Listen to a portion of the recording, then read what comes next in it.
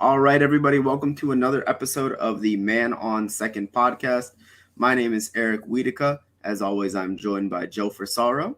And this week we do have a special guest, Daniel Alvarez. Joe, you've got a little bit more information. Let's fill the people in. Yeah, I'm really happy to have Danny. He's a really good friend, and he has an open invite to be on this show or anything I do. He's one of my favorite people in the South Florida media and international. Danny is the director and writer for El Extra Base, and among other things, he's a rising, young media star from a great family and a very established media family in Venezuela, his native country. Um, this kid has a lot of upside. He's as connected as anybody on the Marlins, and just does a really really good job. And as I kind of moved out off into the sunset, it gives me a lot of pride to see the next generation with guys like Danny coming in, and I know that they're doing a great job representing this market. And he's in the BBWA now, and I'm happy for that. And Danny, just kind of fill people in how to reach you, and what I know you're in television. You're kind of an international man of a superstar. So Oh, thank you, Joe and Eric. It's my pleasure to be here with you guys. I've been following the project since it was born, and yeah, I'm very happy to be here. So yeah, you mentioned it, El Extra Base, a project that I started in 2018. You also saw it, from his birth, and so I'm pretty excited to now be part of the BBWAA, and kind of covering not only the Marlins but also the other teams that are visiting Miami and the international players, and only the Venezuelan ones. And yes, I feel we're doing a pretty good job. Also covering winter ball in Venezuela, the DR, Puerto Rico, Mexico, and so on. So thank you so much for having me and giving me this opportunity. Absolutely. So the first thing, one of the things that you did mention there was winter ball, and that's kind of the first thing that we want to jump off from, especially with the lockout. I know it's kind of a weird situation. You have teams. I guess I had heard Fish Stripes asked. They said the Marlins asked Brian De La Cruz to stop playing winter ball, or just odd situations all around. What's up? Yes, yeah, that's not true at all. Um, because I mean that's what basically De La Cruz and Right. Sanchez said, because they're both in the Toros del Este roster, one of the most powerful teams in the DR right now. They're in last place. I don't know what happened with them, but they're still pretty close, and they still have a chance to get into the playoffs. But basically, what happened is that there was some confusion because of the lockout. And remember that players on the 40-man roster can't have any communications Exactly. with the teams. And basically, in the DR, every single team has a GM or an executive or a coach that works for an MLB organization. So there was a lot of confusion about that. So it's like, okay, what can we do if I have my manager who is a coach in a major league baseball team, or my GM or whatever? How am I supposed to communicate with him if I can't? So the Marlins spoke to De La Cruz and Sanchez and told them, hey, we cannot have any type of communication with you guys from December 1st until we finish with this thing. And they thought that was an order from the Marlins to stop playing. Then the teams reached out to the Marlins, and the Marlins told them, like, no, they can't play. We just told them that um, we can't have any communication with them, but they can play as long as they want. Toros, they had a plan for Sanchez to maybe stop playing at some point. De La Cruz said he was going to play until the end. It doesn't matter if it was the end of the regular season, the end of the playoffs, maybe the Caribbean Series. We don't know. But he was supposed to play until the end with Toros del Este. But both of them, or more the agents of those two players, told him, like, hey, we recommend you to stop playing. And it was a very weird situation, especially with De La Cruz, because he was in the lineup for a game against Gigantes del Cibao, and a couple hours before first pitch, he told the manager, "Take me out because I'm not playing anymore."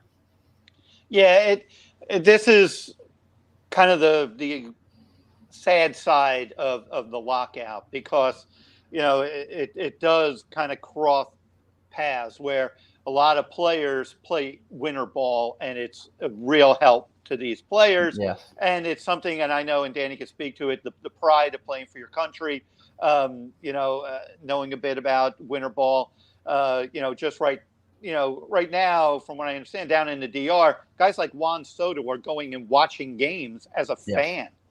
Yes. Hanley Ramirez is playing. Bonifacio. Emilio Bonifacio, they're playing. So it's a big deal in the Dominican Republic and Venezuela to have these players play along with, and I remember Hanley Ramirez always said when Hanley was really good early, as a rookie and such, he always felt he was good because he played so much winter ball. He came into spring training, ready to roll.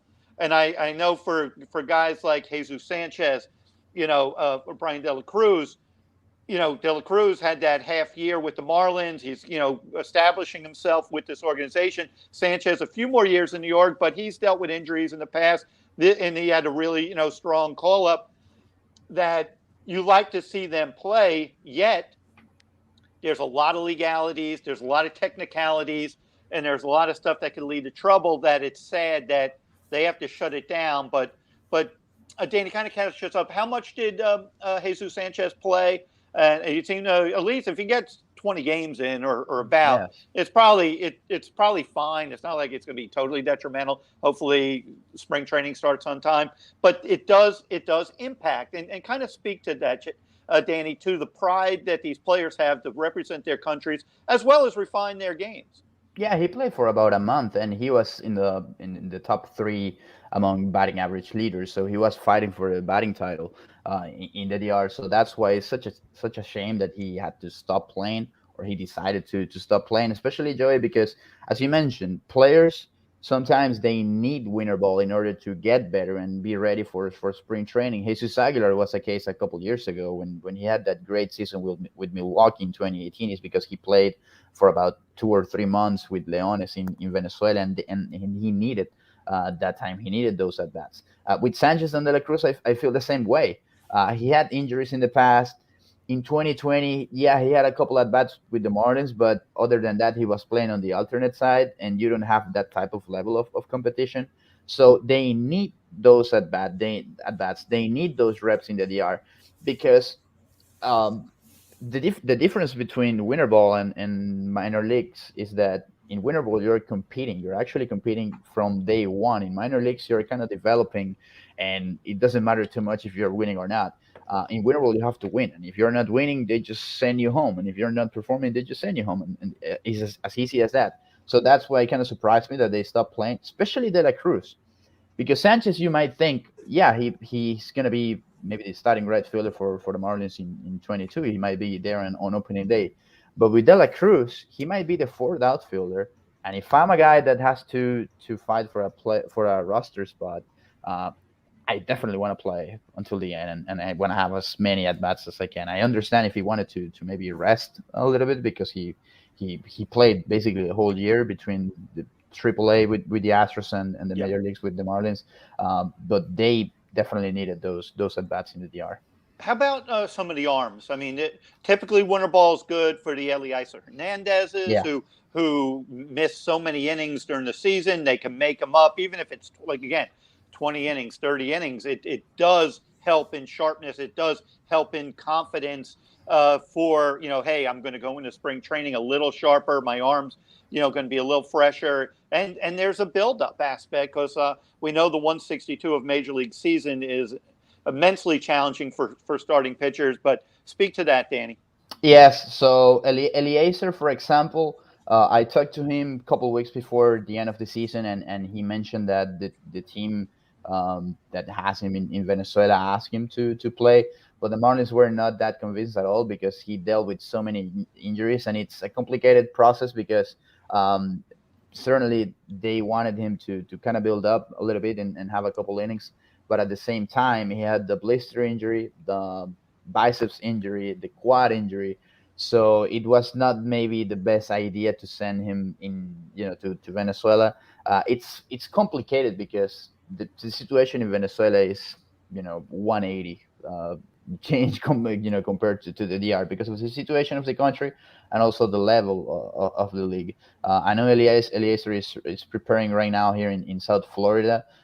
It's the first time he actually stays here in the US with his family, his wife and his kid. He's doing good. He's in good shape. I saw him a couple of weeks ago. He's happy with what he's doing, but he definitely wanted to play in Venezuela. But the recommendation from the team for him was not to play. There was a chance for Edward, for example, Edward Cabrera. I don't know if that's still going to happen. Maybe in the playoffs. Mel Stottlemyre kind of mentioned that they had a plan for 15 to 20 innings with Edward, so that could be happening in the playoffs in case everything ends with the lockout. We still have to see what happens, but I know they had a plan for Edward as well. Eric, do you have anything specific? Because I have some follow. Yeah, no, I mean when it comes to winter ball, just a couple of things that you wanted to touch on there.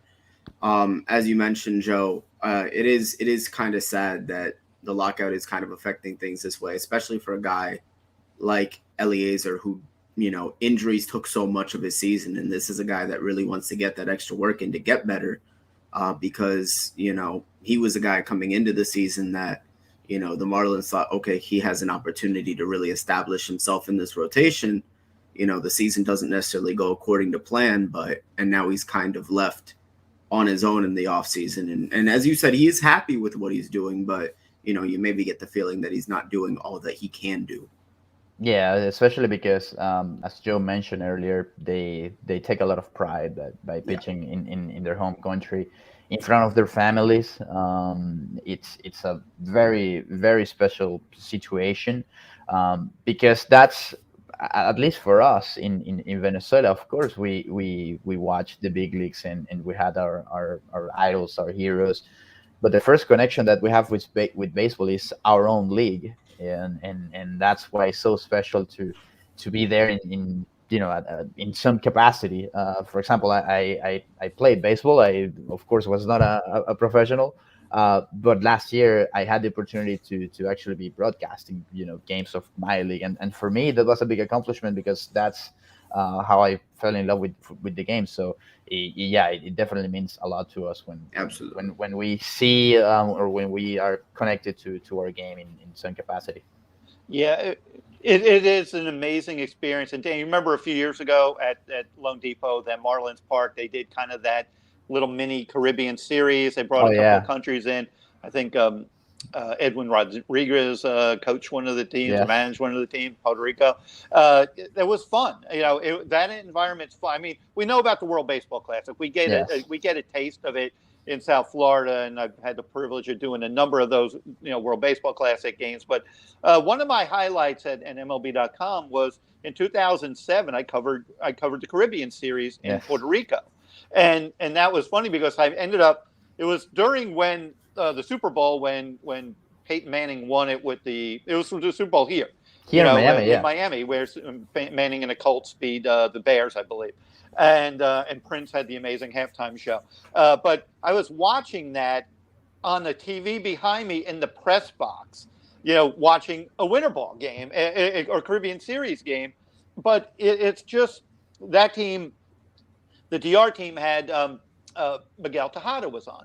And I remember speaking to Miguel, because he was an MVP by then. He was like, he didn't need winter ball, but it was a no-brainer. He played winter ball, and I asked him, and he goes, well, maybe I'm the player I am today because I played so much winter ball. It's repetitions, which leads to, we're going to kind of segue over to the Marlins in a minute, Eric. I don't mean to trump your intro, but a guy like Jesus Sanchez, if indeed the Marlins are done with their corner outfield shopping and go more to center field, they're going to be looking a lot to a Jesus Sanchez, and who showed signs, there's no doubt, and he may be the answer. And you would like him as fully prepared, and if for him 50 games or whatever the number is, or 150 at bats more against former big leaguers, current big leaguers, winter ball, how does that hurt? Yeah, I mean, the thing is that now I believe that he has some sort of plan, because what teams do in these cases is okay. Um, Most of them sometimes recommend the players not to play, but they tell him like, hey, we're gonna give you a plan.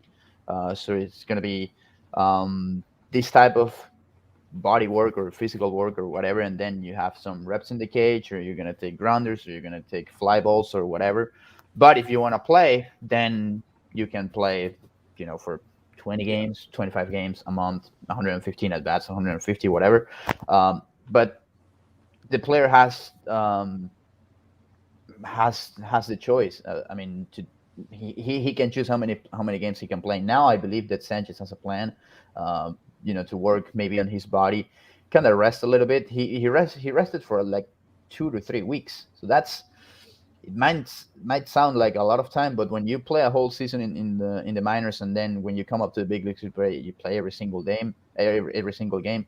That's that's kind of demanding for his body. So now he has to prepare physically and be ready for spring training. But I certainly thought that he was gonna have you know that opportunity to play it a little bit longer.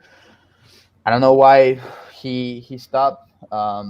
What the reasons are, because it was surprising for everybody, even for Toros in the DR. They counted with him at least for the whole regular season, and they still have like 7 or 8 games. So it's not that he's missing um, a whole month or 2 whole months. I mean, he had 7 or 8 games left. I mean, that's an interesting number to play. Yeah, no, absolutely, Joe. I know you did kind of hint at it on that last answer of yours, but we do want to talk about the Marlins off season so far. They do sign Alvarez Garcia, 4 years, 53 million. Obviously, they extend Sandy. They trade for Jacob Stallings, and they trade for Joey Wendell. There is speculation about what they plan on doing at that center field spot, or if they plan on getting a corner outfielder. Just run through your thoughts on the offseason so far and what you think they might do next, Daniel. Yeah, I mean, I was pretty intrigued by especially the Wendell trade. When you have a guy that can play so many positions, but at the same time you want to have him on the lineup every single day, what are you going to do with your infield? Because I don't see him platooning with any of the infielders. And if they're gonna do it, maybe it's Miggy, the one that is gonna be platooning with, because he's a shortstop, and Miggy has good numbers against lefties, and Wendell has good numbers against righties. So maybe that's a plan. Or maybe they're thinking about moving one of them, and I'm thinking Brian Anderson maybe as a possible trade candidate. Why not? Um, that's very interesting. With Avisail, saw him last week when he signed. He was extremely happy and excited to sign here. He wanted to make this happen a couple years ago, maybe before he signed with the Rays and before he signed with the Milwaukee Brewers. But it was not the right time for Avisail or the Marlins, because they didn't have the budget, or at least the intention to spend that kind of money.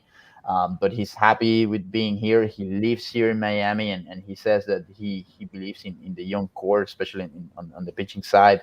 Sandy said the same thing. Of course, he's the ace of the of this rotation, and he told me that he believes so much in this project, and that's why we want them to do good, because they have this hope.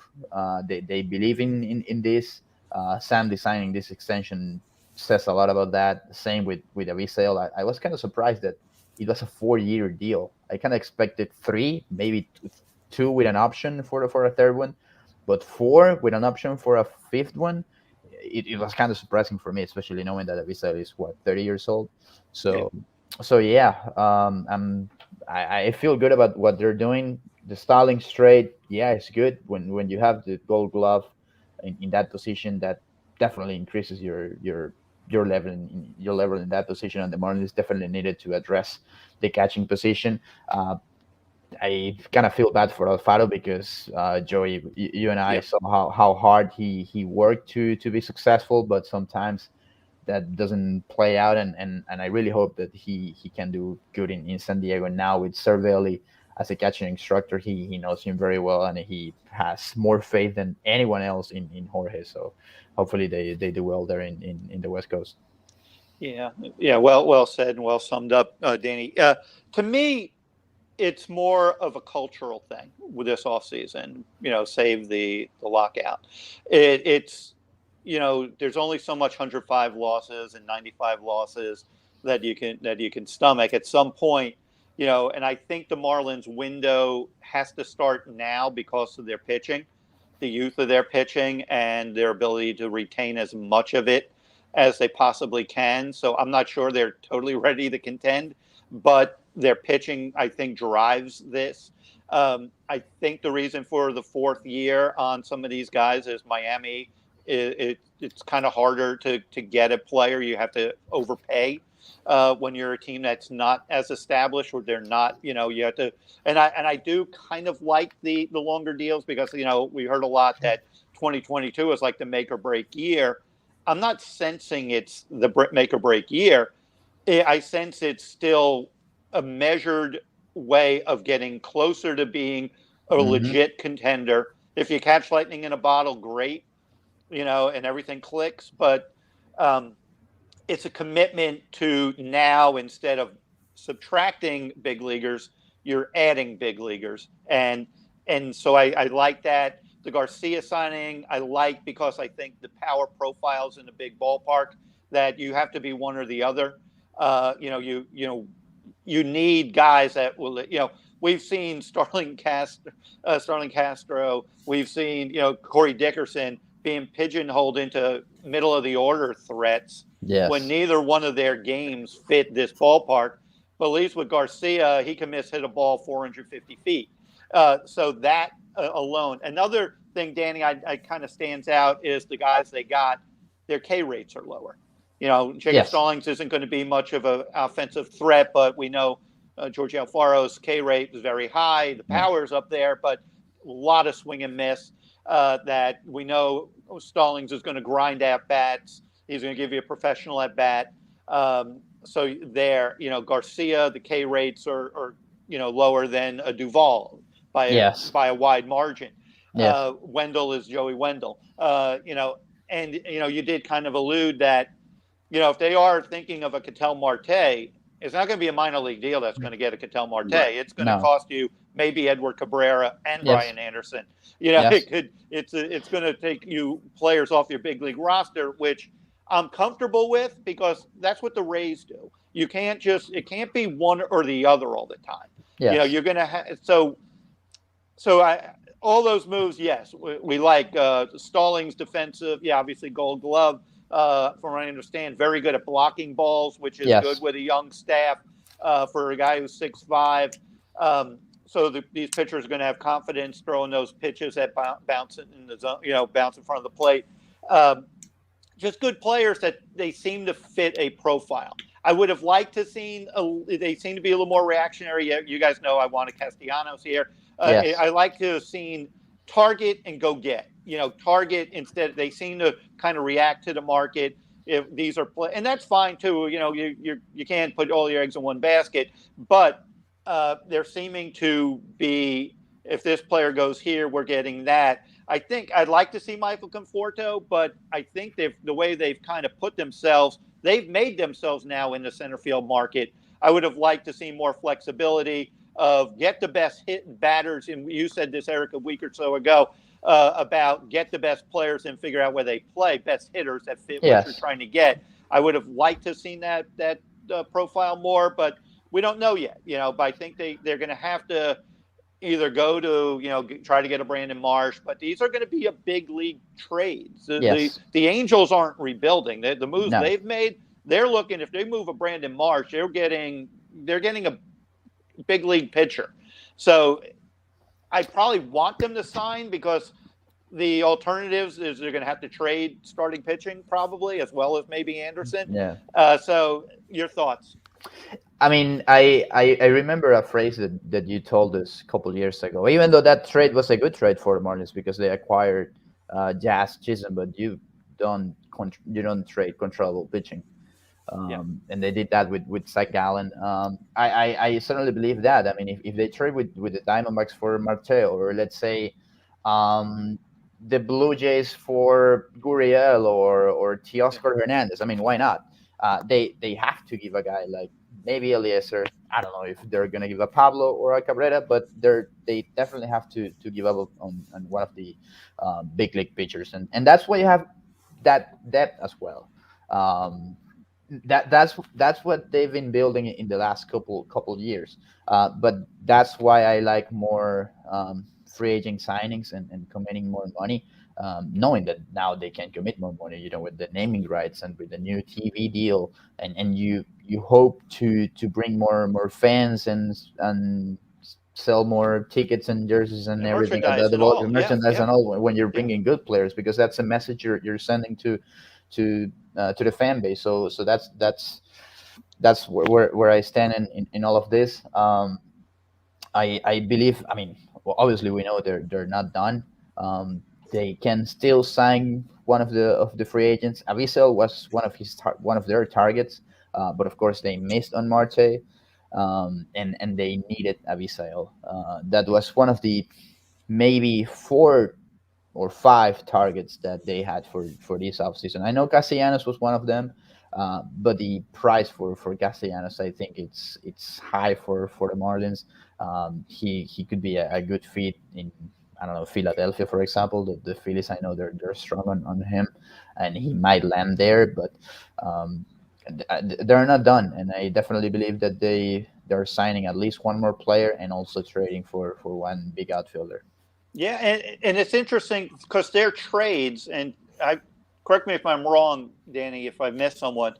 They don't see the previous regime would make bigger trades in turn. Yes, they traded Stanton. Yes, they traded and Yeah, and and but it was a different and situation. Yelly, but they were trading one player. Like Yeah, the Loria regime, and there was a Jack McKeon philosophy too. Throw more in the pot, make a big deal. hmm, That's why I mention a lot of times, you know, if you're going to move Pablo, let's say, maybe attach Anderson in there and or maybe another prospect, and you get a big haul coming back from Toronto. yeah, You make that kind of trade. They haven't really shown that track record of doing that. Even the moves they made, okay, they got Stallings from Pittsburgh, but that's 3 prospects for one. yeah, That's a exactly. little different. Yeah, That's not. Oh, we'll get. You want Reynolds and Stallings. You wanted that combo.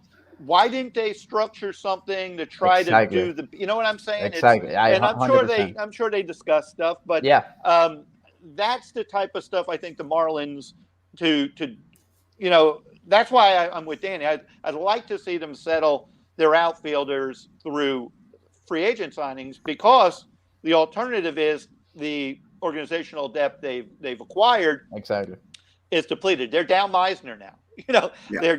They're down Connor Scott. They're And down Kyle and Nicholas. even Kyle They're, Nicholas, they're exactly. I down mean, they're when down they these pitchers. So and what's going to be if they go to Cattell? What are you going to be down? exactly, because I mean, when we saw that draft in 2020, when they got 6 pitchers, one of them is gone. But Yeah. we've also heard about Meyer and maybe Daxton Fulton or Zach McCambley on possible trade discussions. So that kind of tells you, okay, they were not only getting stronger on the pitching side and getting more depth, because those 6 arms are really good. Meyer could be even a good starter or a very good reliever. Fulton is a very good left-handed pitcher. But for me, they were also saying, you know what, we're acquiring trade chips now, Yeah. because we have good pitching and we can get good offense with this, and that's basically what they kind of did in 21 with that draft, and getting Khalil in number 1, and then Joe Mag number 2, and a couple other good hitters. So Yeah. that's what kind of seems that what they're gonna do. They're gonna show more of their pitching to the other organizations in order to acquire a bat or two. I feel that they also need to address the bullpen situation. I mean, they need a closer and a strong guy for those 7, 8, or 9th inning. Um, we saw how important it is. You saw what the Braves did with Matzik and Minter, Yeah. and also Will Smith in the ninth inning. I mean, you need those type of players in order to be successful. Yeah. Well, they also could at the deadline if they're where they want to go. Oh yeah, You know. exactly. So they, they put themselves, because I think Meyer, because I still have reservations whether he's going to be the 3-pitch mix enough in the body type to hold up.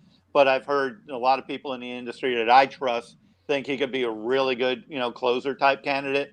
And if you want to go the how fast you want to get him up here type of thing, you could take the year of. I'm sure they won't. I'm sure they'll build him as a starter, but that if they wanted to just profile him as the seventh, eighth, and then maybe he becomes the ninth, because that slider could be that K Yes. pitch for him, and to make him a very effective closer, even at a young age as a rookie. I think if this team does contend, I could see him in the eighth or ninth, or they make a trade at the He deadline, he has to for a closer. he has to develop that changeup, right? That's the Yeah. pitch that he has to develop, and also his fastball. It's Command really, as well. yeah, command as well, because it has very good speed, but he is not that he trusts that much in that fastball. That's something that Al Pedrique mentioned when he was when Meyer was there in AAA for a couple starts. But he kind of reminds me, because of that 2-pitch mix and his body type, because he's not that tall. Obviously, this pitcher I'm going to mention was a little bit taller, but it was kind of the same profile who many people projected as a starter, but he ended up being a big reliever. K-Rod, when he first came up with the Angels, Francisco Rodriguez. He was kind of Papelbon, even a Papelbon, even a Papelbon as well, but he was kind of short, thin, but he had that good fastball, not the best command, but he had that great slider, and that's what K-Rod had. And then he developed the changeup, and he added a couple more years to his career. Yeah, and then another thing from what I'm hearing on Max is the guy's a complete animal. Like he's got that Oh, yeah. bulldog. He's Yeah. got that bulldog Yeah. mentality to handle that. Yes. So I wouldn't. I kind of, at me playing GM, would toy with that, because I still think you're not. It depends also what other moves they make. I think they have to be realistic. Where they are. Is this the type of team that's really ready to unseat the Braves? And with the Mets, if you measure what they've done with the Mets moves, are they there? Are they gonna? How much of that 95 losses do you chip away to say now you're closer to Exactly. 85 wins? And knowing that you, at least I think we're getting the maybe extended playoffs with the new CBA, but in case that it stays the same way with 5 teams going to the playoffs, you basically have to win the division Correct. in order to justify. to get there, to justify, because then you go to the Central or to the West, and nobody expected the Giants to win 107 games, and they ended up sending the 106 wins Dodgers to the wildcard game.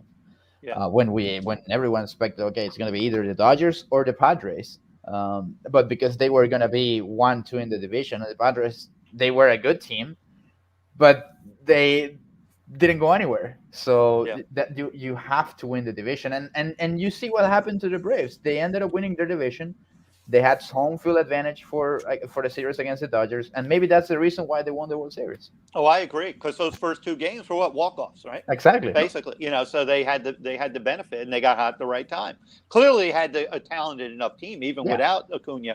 They still were able to patch that up. It just they just didn't have the season to say, oh my God, what a great Exactly. But it just shows what baseball is. But that's a good point. If there's going to be extra playoff, even if now you go up to 6 teams. That also reduces your chances of making trades, because with extra teams in the playoffs, not everyone's going to have a quick trigger. Exactly. I mean, we basically, I was like July 1st. I thought, sell. The 2021 Marlins weren't there, but they're all mixed messages because no one wants to admit defeat. That's why you get caught up that you set your program back. Yeah, exactly. That's why I didn't like them not trading Duvall when they had the opportunity to get something better in return. Yeah. When the Braves wanted Duval, as soon as Acuna went down in July here in Miami, they just wanted him to go from one clubhouse to the other. You could have got Contreras maybe instead of Alex Jackson, William Contreras. Yeah. It was a whole different situation because it was 2 weeks before the deadline, and you had a team that was desperate to get better in the outfielder because their best player went down. Yeah. But the Marlins told him, we're still in contention and we're still gonna fight, and that maybe cost them a player or two. Yeah. Yeah. Again, it's like you don't want to sound like the quitter, but that's what these executives get paid a lot of money to be accurately evaluating what you got. Exactly. At the end of the day, you lost 95 games, and you could sit around and say that's because you sold, but you still had Pablo go down the second half. You still had your pitching kind of broke in the second half, and you gotta be, that again, it's easier to just be the smiley face, go for it, and never quit. But it's you're fighting for a wild card to go against. Yeah, at that point, you have to know what the landscape is, and you have to know what's there. But that's why I kind of like, it gets back to our point about the 3-4 year deals. And as long as you're recognizing, I don't want to put. We love Jazz Chisholm Jr. We want him to be a really good player, but I don't want Jazz to feel my sophomore year I have to be an all-star. You just it happens or it doesn't. And some players, especially with young players who have a little bit of success, and some will, and I always say this every year, especially with pitching, someone's going to surprise, someone's going to disappoint, and then you have your injuries. You had Sixto had the surgery, never really had a good year, and Trevor was the surprise. And while the rookie of the year talk going into this year was Sixto is going to be a candidate, and it ends up Trevor was the candidate. Yeah, and no one saw that. So something happens, and no one had Jesus Sanchez, being the best outfield prospect that they had. Nobody, and he might be their best outfield prospect. He at least performed as it, and certainly has enough in his game that makes you excited to see if more is in there. But it's fascinating, and it's and I wanted to kind of raise this point before we segue to our final topic. But this lockout obviously throws a big wrench into everything, and now I was telling you guys before we went live.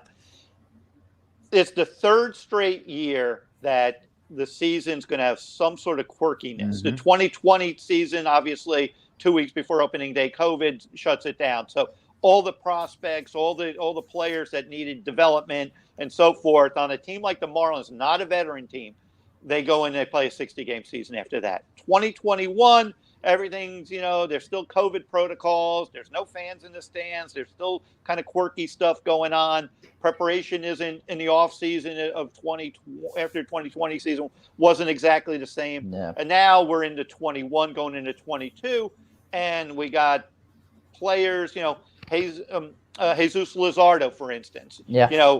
His ability to work with Mel Stottlemyre Jr. in the off season. Whatever communication was done before it was shut off, that's what you're living with. So it impacts all teams, but I think a team like the Marlins, especially bringing in new blood, new faces. Now, I know Miggy did a great job with this during the COVID year. We got that kind of Zoom call going, that little conference call that they did among the players, and they really were no strangers going into that year. Yes. I'm sure the players themselves will coordinate and do the best they can, but it's not with the blessing, or at least the communication, the line of communication. It's not ideal. With the coaching staff and the front office. So a lot of it is going to be work habits are going to be, players on their own. The coaches aren't getting to know the personalities of these players. They're not seeing what makes them tick. Not everyone's buttons are the same. Not everybody is the same. And when you're around them every day over 6 months, 7 months with spring training, you really need to know your team inside and out. Definitely. I mean, you need that connection. You need to know who to go with when you have a problem that it's either on the field or off the field. I mean, that's why you have teammates. That's why you have coaches, and because they're not only going to be for you when you're at the game or when you're in the clubhouse. I mean, those are the guys that you spend most of the time with. I mean, they spend more time with them than with their own families, and that's what that's why you need that type of connection. I was kind of worried about not only the Luzardo situation, but what if a player is rehabbing now? Um, I don't think there's one on the Marlins. Maybe Brian Anderson, but I heard from Jeter that he was doing really good with the shoulder. Do we But know where Sixto is? Sixto is better, is 100% physically. Okay. He was still working in Jupiter, but that's the thing. The problem with Sixto is that he was kind of on its own, and he gained some weight. He was out of shape, and now the Marlins, they had a chance to be closer to him and watch him going on his routine in Jupiter here in the U.S. Now Sixto is on its own again, and I really think that they're not gonna make the same mistake that they did last year. And it was more from Sixto than from the Marlins. I mean, he has to be responsible enough to He's to prepare. 21. He's 21. I mean, He's 21. it's not that he's 16 or 15. I mean, Yeah. he has to be Yes. ready. He has to be in good shape. He has to take care of himself. I mean, it's his career, it's his life that is in on the line.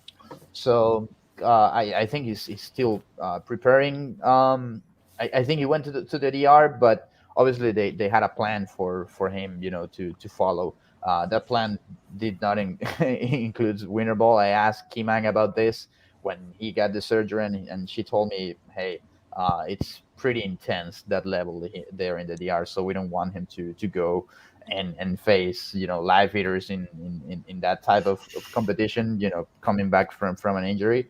But they have to follow him and see what the kid is doing, because they definitely need him for 2022. Also with Miggy, I know he had a meeting with the front office members before the lockout, to tell them sort of the plan and what they still wanted to do during the off season.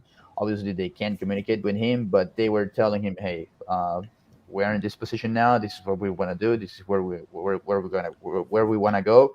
And I guess that from that conversation, now Miggy's in contact with the players on the roster, or maybe players that are not in the roster, who might still be free agents. Remember that a good group of them train together here in Miami. Guys like Tommy Pham, or guys like Avisael Garcia. I mean, he's very close to both Miggy's, Cabrera and Rojas, of course. And maybe that's a reason why he signed here. I mean, they both talked a lot, they train a lot during the offseason. So I think Miggy is doing a good job with that. And he's also traveling to Venezuela today, to play winter ball as soon as tomorrow. His team is in a really bad spot right now, bad situation, but he wanted to play. He committed to play there. They're basically they're going to be eliminated in about 5 games or something. But Miggy still wanted to play there. They told him, hey, I'm going to play at some point in the season, and he's going to Venezuela to play there. No, absolutely. And I did want to just segue into this one last topic. I know Joe kind of floated this out there. This is kind of a little bit more of a fun miscellaneous topic. Joe talked about this offseason being kind of a culture-changing offseason right now. And yesterday, the University of Miami, they brought in Mario Cristobal as the new head football coach there at the university. And it was a lot of the same messaging, a lot of the same talk about, we want to change the culture. Mm-hmm. And even from a financial point of view, you're looking at the same kind of thing where resources are really being put in to win now. What do you think the similarities are in the situations in terms of where they're at and where they want to go and how they gain the fans' trust back? I think it is about the message that you send. And Mario, I think he mentioned something to Mike Cunha, our good friend Mike Cunha, that when you're rebuilding, you're kind of making decisions that sometimes might not be that popular.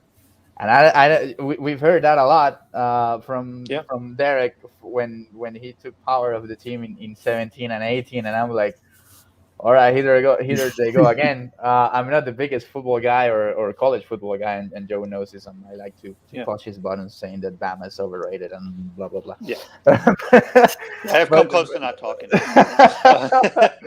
But I mean, it's about the message that you send, and you have to to prove it, just as the Marlins are proving it right now. I mean, by committing that money to Avisail and Sandy, more than 100 million between those two guys is something that we've never seen. I mean, the payroll hasn't been at anywhere close to 100 million since, with this new regime with Jeter and Sherman. So I think it's all about that, and what you do now with your program, and where your resources go, and what you do with your to prepare your players.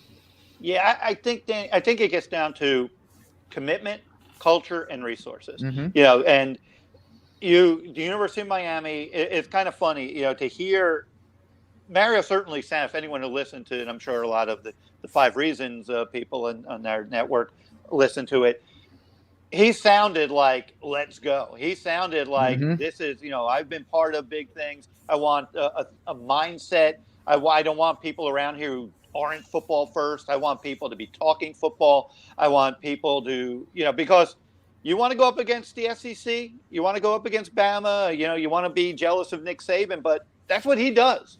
Mm-hmm. And as an Alabama alum and someone who goes to that campus and sees football there a lot, everything in that campus is geared towards that program, and there's 100% commitment every day of the year, and they find a way to make money off of everything, and they find a way to get the best resources, and that's where I think where the UM is and where the Marlins are. Yeah. How do you want to allocate resources? Obviously, UM, they need either stadium or facilities, training, and so forth. For the Marlins, it's the resources to make the experience of going to Lone Depot Park. Yeah. Danny was just at the World Series. He got to see what the Braves have with their battery. And, as me, who's been around the league and seen everything, knows that when these other markets are playing a baseball game, I was at Milwaukee several years back, right before they traded for Prince Fielder. It might be go back to 11 or it was, or who was it? They had Prince Fielder. They made a big trade. Oh, CC Sabathia. Oh, yeah. They got CC Sabathia back in that year. In 11, I think it was. I think it was 11 when they ended up losing in the NLCS. But during that year, during that trade, they were getting Monday through Thursday, 4-game series against the Marlins. They were putting 40+ thousand a night in Milwaukee, weeknights. Yes. Miami, we're happy to get 20,000 for a Saturday against the Mets. Exactly. And people that weren't getting tickets were going to Miller Park and buying a parking pass to go and park, and they tailgated and watched the TV screens that they brought.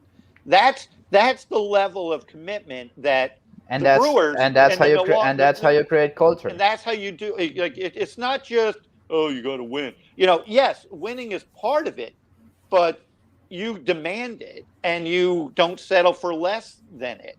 Exactly. And so I found it fascinating what he was saying, and we know it's an ambivalent, just like the Marlins fan base. Just like the Dolphins too. How invested are we? And that culture, obviously, it starts. You have to follow up through. You have to bring in good people. You have to show that commitment in all levels. And so I just found it fascinating to talk that. But Danny said something before we segued over here. Avi Garcia lives here, trains here. Miggy Rowe doesn't want to move away from here. Players in baseball, Max Scherzer owns a house in the Jupiter area. So he signs with the Mets. Yeah, he didn't sign with the Nats again, but guess what? He doesn't have to, pack to go up north until April. He's going to stay home and go up to Port St. Lucie. We are in a desirable football market for high school talent and baseball. Yes. For the type of talent. So I think it'd be fascinating to see, how these two programs, if they could get to where they want to go, but the steps they're going to take. And we know Derek Jeter knows all about what it takes to win. Yes. It's just now, flipping that switch and taking that step and creating that environment that says, I'm a good baseball player. I want to be a Miami Marlin. I'm a good college football or high school football player. I want to be a Miami Hurricane. And that's kind of, I think, the next level of, it's easy to talk it, but when you actually are doing Yeah, it, but is when you have something to, else. when you have to execute, I mean, it's a whole different game. Now, something else with Miami and how complicated this market is that you have so many things to do Yeah, and so many teams to root for. Because you mentioned Bama, for example, but what else do they have here that they can root for? At that yeah, level, and that can give them that much of joy and happiness to to the people there. In Miami, you have the Heat, you have now the soccer team, and you have the Marlins, and you have the Hurricanes, yeah. and you have so many teams to root for, and you create, and that's something that you kind of want to see too. I mean, every team wants every Miami team to win, but at the same time, I feel that they kind of gonna compete between themselves. The Heat is like, hey, I want to bring more people to the arena because I'm winning and I'm a playoff caliber team, and I went to the finals in 2020. I know it was the bubble thing, but I still went to the finals. And the Dolphins, they want to win too, and the Marlins, they want to win too, and the And Inter we got the Miami now, Panthers are doing and we great and we Yeah. the Panthers are doing great, and we don't even mention them because they're not here in the Miami in area, but Miami. they're Yeah, still pretty close, and they're winning, and this the best sports team in the area right now. Um, so you want to create that as well, and although the University of Miami is not a professional team, uh, or a major league team or yeah. whatever. Well, major Yeah, colleges yeah, pretty much it's up there. Yeah. major colleges exactly. So you're kind of competing against those teams as well, and you want to Yeah. create that winning culture here in Miami. Yeah, yeah, and I think it's obviously community pride. It's community, and we're seeing a little bit more passionate Marlin fan base. The younger Mm-hmm. people. I don't know that they're not always huge in numbers compared to others, but passion is there. There's more Marlins talk, than ever before, and social media is a big reason for that. So Yeah. it's part of it, but I did want to hit on that, and we wish Mario and you well, because it's always a fun night at Lone Absolutely. Depot when they have Yes. Night. It's always Yes. like one of the biggest, Always. if not the Well, biggest crowd you I get of remember? the You year. remember? You remember? I think it was in 19, the game where they had their biggest attendance aside from opening day. I don't even think they had this many people for opening day. Was that night against the Braves Yeah, that ended with a Prado sacrifice, walk off yeah, sacrifice fly, for the walk off. It was maybe one of the biggest best games we've covered yeah. At that park, at yeah, the recent years in that park exactly. It was a night, and they had 30K plus in the stands, and it was so big because of the night. So yes, you want them to do good, and it's certainly a very fun night to be at the ballpark. yeah. I think it comes down to the quality of your product, obviously, and that winning is the cliche word, but if you feel it's a good quality product, the winning usually is there. The level of pride is usually there, but yeah, yeah, I'm really happy, Danny. We thank you for joining us this week, because I did want to touch on these topics. You wonder with the lockout how much potting we're going to be doing right now that's going to be worthwhile. But as noted, you have an open invite here, and we enjoyed you being here, buddy. No, thank you so much, Absolutely. Eric Yeah, and Joey. I really appreciate it. Really a big fan of the product, and you're very special to me and my family. So very happy to be here. yeah. Eric, tell everyone how to reach us, buddy. Absolutely. Thank you guys so much again for watching. You can follow us on Twitter at ManOn2nd Baseball, or you can follow us via the 5 Reasons YouTube account. We will post all of our episodes there weekly. Thank you guys so much, and we will see you next time.